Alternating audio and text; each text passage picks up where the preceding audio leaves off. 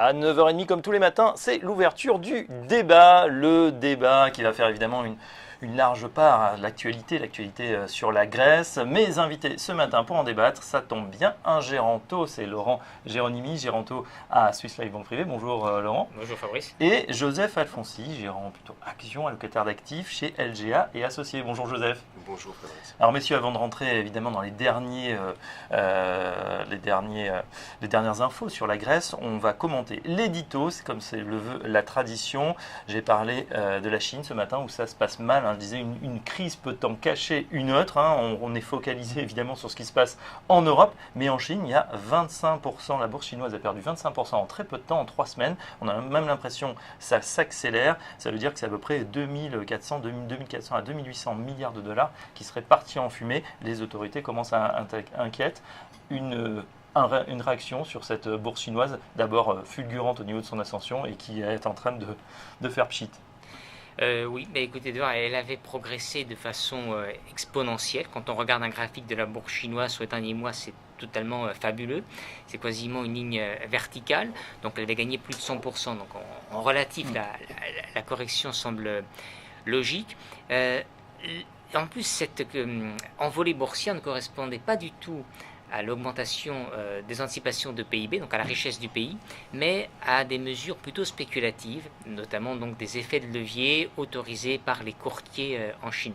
Donc quelque part, quand on a des bulles, il arrive à un moment donné où le dernier qui sort éteint la lumière, d'où cet empressement à la baisse actuellement. Oui, et renforcé évidemment par les opérations sur marge, c'est-à-dire que les petits porteurs, c'est-à-dire des gens, des boursicoteurs qui n'y connaissaient pas grand-chose, qui ont vendu souvent leur or pour faire des actions, puisque ça montait, ça n'en finissait pas de monter, eh bien, ont pu emprunter de l'argent pour acheter des actions. Ça rappelle furieusement des choses qu'on avait connues ici même en Europe dans les années 2000 avec la bulle techno. Un commentaire, Joseph Alfonsi, justement sur cette frénésie qui s'est emparée des Chinois, folie boursière. Ouais, je suis d'accord avec ce que vient de dire Laurent. On était dans une progression fulgurante. Bon, rien ne se fait dans la tiédeur. Aujourd'hui, tout va très vite. Ça se fait de manière brutale. Donc là, c'est spectaculaire parce que depuis 3 semaines, il y a littéralement un effondrement. Donc on est focalisé, nous, sur autre chose. On a un dossier grec qui focalise toute l'attention. Et je pense que c'est un petit peu passé... ça a été un petit peu minimisé ce qui se passe en Chine. D'un autre côté, je ne crois pas que ce qui se passe en Chine actuellement sur les marchés boursiers puisse être de nature à avoir une incidence durable sur l'ensemble des places financières. Alors, je peux peut-être me tromper, mais je pense que par ailleurs, on a des éléments suffisamment forts aux États-Unis et en Europe pour que les marchés d'actions de la planète ne soient pas entraînés par ce qui se passe, par cette correction un petit peu de bulle qui intervient en Chine. Alors plus que l'explosion de la bulle, c'est vrai qu'on est aussi inquiet au niveau de la Chine en tant que grand pays, ralentissement de la croissance, on n'est plus sur des niveaux 7%, on les maintient, on a l'impression artificiellement, ça c'est la voie du parti on va dire, mais du côté des entreprises cotées, effectivement ça se dégrade, on parlait des valorisations, elles sont trop élevées, elles sont en train de se dégonfler. Est-ce que, comme le dit Joseph, vous craignez, Joseph Alfonsi ne craint pas de contagion à d'autres parties? Est-ce que vous pensez que ça va rester dans la zone Asie ou chinoise, où ça pourra avoir des effets à plus long terme et également sur nous? Oui, je suis entièrement d'accord avec ce qu'a dit Joseph. Donc le ralentissement chinois affecte quand même les États-Unis. Ça, on a pu le voir sur les chiffres de croissance économique américaine du premier semestre. D'un autre côté, les Chinois sont en train de prendre des mesures, l'économie se réadapte, des réformes sont en train d'être mises en place en Chine. Et ce sont des évolutions logiques, puisque aujourd'hui on doit avoir entre 350 et 400 millions de Chinois qui consomment, un petit peu comme le monde occidental. Donc mécaniquement, ça implique une autre forme de société. Donc ces ajustements, pour nous, correspondent à cet aspect des choses. Donc petit à petit, c'est sûr que c'est impressionnant, puisque un marché qui monte de plus de 100%, qui corrige de 25% violemment, mais au fur et à mesure, il faut voir sur du moyen long terme, donc pas d'inquiétude, en tout cas sur la Chine, par rapport à ce qu'on peut aujourd'hui voir sur la Grèce. Oui, et un gros marché, puisque c'est devenu effectivement, on verra si ça continue, un des plus gros marchés en volume du monde, qui avait même dépassé les bourses américaines. On referme ce dossier chinois pour repasser sur ce qui nous intéresse et ce qui se passe en Europe, ou plutôt en Grèce. Les Grecs ont dit oxy, ça veut dire non, ce week-end. Pourtant, la porte des négociations reste ouverte. C'est en tout cas ce qui a émané hier de la réunion entre François Hollande et Angela Merkel. Ce feuilleton grec, vous en avez marre, Joseph Fonsi, vous l'avez dit dans un édito récemment, il y en a marre de la Grèce. Pourtant, ça risque de nous tenir en haleine une bonne partie de l'été, où vous pensez qu'on se dirige vers une résolution rapide. Alors, je ne pense rien. Je suis comme tout le monde. Le feuilleton grec est un feuilleton un peu inédit pour tout le monde. C'est-à-dire qu'on est face à une inconnue. Pour revenir à ce qu'on disait, oui, en fait, c'était un peu une boutade. Il y en a marre. Ça voulait dire que c'était un petit peu malvenu, parce qu'aujourd'hui, on a, Laurent parlait des États-Unis, on a aux États-Unis, après une première partie d'année de contraction de l'activité. On a aujourd'hui des indicateurs avancés qui nous indiquent que les choses se reprennent de manière assez sensible. En Europe, on a un raffermissement de la croissance avec un certain nombre d'indicateurs avancés également, qui pour la première fois sont au beau fixe. Donc on avait tout pour que sur les places financières, on puisse passer un été assez serein. Et on a ce feuilleton interminable, ce psychodrame dont il faut bien dire aujourd'hui que plus personne ne maîtrise grand-chose. On est dans l'inconnu. Alors oui, les négociations restent ouvertes, nous ont dit Angela Merkel et François Hollande en substance, mais on comprend bien qu'ils ne sont pas prêts à faire davantage que ce qu'ils ont déjà fait. Donc on ne sait pas trop, c'est-à-dire qu'on vit un petit peu à la minute, je dirais pas au jour le jour, mais plutôt à la minute, au gré des déclarations et de l'évolution d'un dossier qui, qu'il faut bien le dire, et aujourd'hui est assez complexe à tout point de vue. Un dossier qui aujourd'hui est plus politique, Laurent Géromini, que financier. Quand on regarde les montants en jeu, finalement, l'Europe, n'est plus tellement exposée, en tout cas au niveau des entreprises privées. Les banques, ça c'était la dernière crise de 2011, c'est fini. Aujourd'hui, c'est les États et la BCE qui portent la dette. Pour autant, il y a ce sujet politique. On a l'impression que là, du coup, c'est agaçant pour le financier, qui est dans un temps très court, alors que le politique, lui, prend un petit peu plus le temps. Le sujet est vraiment...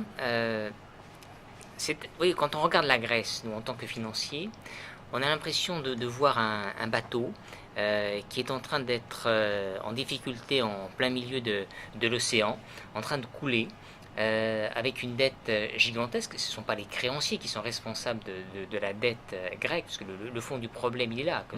Comme pour tous les problèmes aujourd'hui de questions de réforme structurelle en zone euro, il y a une dette gigantesque, et cette dette correspond à des décennies de dépenses publiques non maîtrisées. Donc ce bateau est en train de faire naufrage, et les Grecs ont dit non, finalement, à la taille des canaux de sauvetage qu'envoyaient les créanciers pour les aider.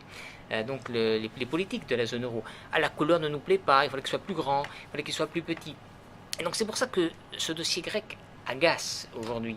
Le référendum lui-même, nous en discutions avec Joseph juste un petit peu avant le débat, la manière dont la question a été posée est une question qui induisait quelque part le peuple grec en erreur. L'équivalent de la Cour constitutionnelle grecque a dit qu'on n'aurait jamais dû poser, c'était anticonstitutionnel de poser des questions fiscales au moment du référendum.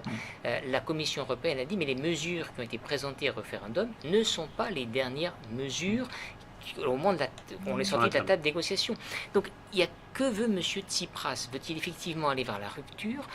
Il n'y a finalement aucun intérêt pour les Grecs d'aller vers la rupture, et encore moins pour la zone euro. Donc, ce dossier, finalement, a pris une tournure politique, et les marchés subissent. Les investisseurs subissent la situation. Alors, il y a un élément quand même nouveau, c'est-à-dire qu'on a changé le bouillonnant ministre des Finances Varoufakis, qui a été remplacé par Euclide Tsakalotos, nouveau ministre des Finances. Est-ce que ça va changer beaucoup de choses? On a l'impression que, en tout cas, le couple Tsipras-Varoufakis agacé, Varoufakis ayant même traité les créanciers européens de terroristes. Non, ça ne va pas changer grand-chose. C'est un gage de bonne volonté de la part d'Alexis Tsipras, qui est bienvenu d'ailleurs. C'est un gage de bonne volonté qui signifie, vous voyez, ok, on a fait le référendum, mais derrière ce référendum, on entend, nous, tout de suite revenir à la table des négociations. Et voilà, la personne qui agaçait le plus, pour reprendre le terme, parce que c'était effectivement, il y a eu des termes assez durs, on a parlé de criminels envers le FMI, de terrorisme, donc voilà, on a écarté Varoufakis. Pour autant, est-ce que ça change quelque chose sur le fond du dossier? Non, le fond du dossier reste politique. On a, comme le disait Laurent, un parti, Syriza, qu'il faut bien le rappeler, est un parti d'extrême gauche, qui est un parti de rupture. Or, la zone euro est une construction.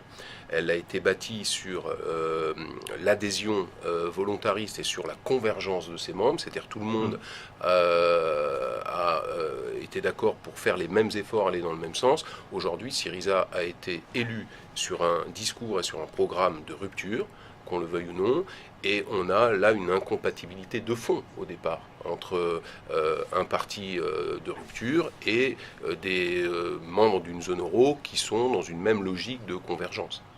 Donc voilà, le fond du problème est là, et je ne sais pas comment on va en sortir, et d'ailleurs les marchés non plus, puisque les marchés sont dans l'expectative. Alors pour l'instant, il n'y a pas eu une sanction trop importante des marchés. Hier, on a ouvert, on a terminé la journée à -2, ça reste tout à fait mesuré par rapport à ce qu'on nous annonçait sur les conséquences d'un non qui est massif.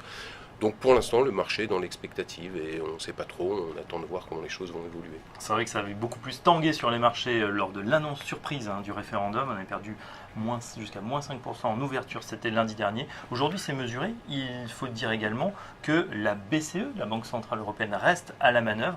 Elle a assuré que les prêts d'urgence, les fameux ELA, resteraient ouverts. La liquidité est assurée pour le moment en Grèce. Ça, c'est crucial comme Absolument. question. Donc les banques grecques, vous savez, il y a une fuite des dépôts et aujourd'hui il y a un contrôle des capitaux en Grèce et les banques sont fermées. Donc la BCE a annoncé que jusqu'aux conclusions de l'Eurogroupe exceptionnel qui a lieu aujourd'hui, elle maintenait son aide avec le plafond de l'aide de liquidité à l'assistance d'urgence aux banques grecques. Vous savez bien que s'il n'y a plus cette aide, les banques grecques ne peuvent plus financer l'économie grecque et la Grèce est obligée de sortir de l'euro. Donc c'est vraiment crucial. Il y a un autre point, pour en revenir à ce que disait Joseph et ce que vous disiez sur la réaction des marchés, c'est la crédibilité de la Banque Centrale Européenne dans toute cette affaire. C'est-à-dire qu'elle sait bien qu'il y a une décision politique aujourd'hui qui se joue et elle agit en tant que technicienne mais de façon très diplomatique. Quelles peuvent être la crainte par rapport à la situation grecque? C'est un élargissement de l'écart de rendement entre les taux de rendement de l'Italie et de l'Allemagne, de l'Espagne et de l'Allemagne, du Portugal et de l'Allemagne, donc les fameux spreads des pays périphériques. Donc le risque, c'était un risque de contagion, ce qui nous avait fait peur en 2011. Aujourd'hui, on voit bien que la Banque Centrale Européenne dispose de deux armes. Le fameux programme de quantitative easing, donc son assouplissement quantitatif, donc il est en cours de réalisation, l'achat de 60 millions d'euros, milliards, excusez-moi, d'emprunts privés et d'emprunts d'État mensuels, qu'elle peut réorienter. Donc elle peut accélérer le programme sur l'Italie, l'Espagne et le Portugal. Et un deuxième programme qui a été validé en janvier dernier, le programme OMT, qui l'autorise jusqu'à des maturités de 3 ans, sur n'importe quel pays de la zone euro, de racheter de façon illimitée à partir du moment où le pays aurait des difficultés à se financer les emprunts d'État du pays en question. Donc aujourd'hui, on sent bien que la Banque Centrale Européenne a la maîtrise de l'éventuel stress financier qui pourrait résulter de la situation grecque. Et ça, c'est quand même important à souligner. Ça veut dire, si je vous comprends bien, que vous, Géranto, vous n'êtes pas excessivement inquiet de ce qui se passe aujourd'hui parce que finalement, la Grèce, la BCE sera prêteur ou pourvoyeur de liquidités en dernier ressort. Alors, on surveille quand même avec une certaine inquiétude ce qui se passe. Donc, il y a en tout cas une crédibilité de la Banque Centrale Européenne. La vraie crédibilité ensuite, c'est le plan, l'éventuel plan, qui pourrait être mis en place pour la Grèce. Parce qu'on a deux options. On sait très bien que les Grecs, à partir du moment où il y a eu une première restructuration de dette en 2011, ne pourront pas rembourser leur dette. Elle est trop importante. Donc, qu'on ait une solution favorable ou une rupture de la Grèce avec la zone euro, il faudra restructurer la dette grecque. Maintenant, prendre ses pertes ou effectivement allonger les maturités qui sont déjà très longues. Alors, je vous propose de faire une pause et on va reprendre les deux options. Laurent Gironi, vous allez nous faire une bonne synthèse là-dessus. Ça sera dans un instant dans la suite du débat. À tout de suite sur Direct Gestion.